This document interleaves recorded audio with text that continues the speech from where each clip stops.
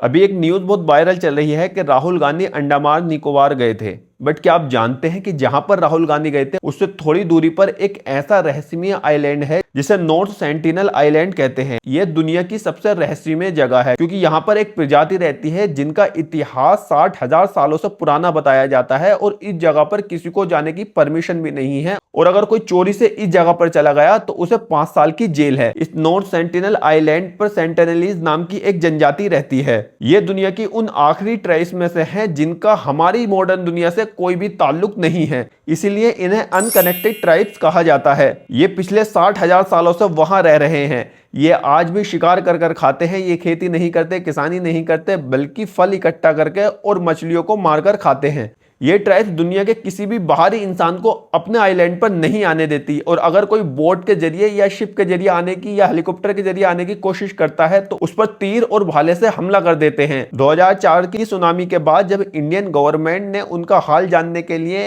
एक coast guard helicopter भेजा तो एक ट्राइब्समैन ने बीच के ऊपर आकर उस हेलीकॉप्टर पर हमला कर दिया। 2018 में एक अमेरिकन टूरिस्ट जॉन एलन चाहू उनको कन्वर्ट करने के इरादे से इलीगल तरीके से उनके आइलैंड पर पहुंच गया था, बट उन्होंने तीरों के जरिए उस टूरिस्ट को मार दिया था। और इंडियन गवर्नमेंट ने भी इस आइलैंड के लगभग 10 किलोमीटर के दायरे में भी किसी के भी आने जाने पर पाबंदी लगाई है और अगर कोई इस पर इलीगल तरीके से गया तो उसे 5 साल की सजा और जुर्माना भरना पड़ सकता है। और ये वैन सिर्फ हमारी सेफ्टी के लिए नहीं है बल्कि उन सेंटिनलीज की सेफ्टी के लिए भी है क्योंकि वो दुनिया से हजारों साल से कटे हुए हैं। तो हमारी जो बीमारी, यहां तक कि नॉर्मल सी खांसी, जुकाम या कोई सा भी फ्लू उनकी जान के लिए खतरा हो सकता है और वो पूरी ट्राइब्स खत्म हो सकती है। इसलिए बाहरी लोगों का एक छोटा सा इन्फेक्शन भी इस पूरी ट्राइब्स को खत्म कर सकता है। इनकी टोटल आबादी 50 से लेकर 200 के बीच में मानी जाती है।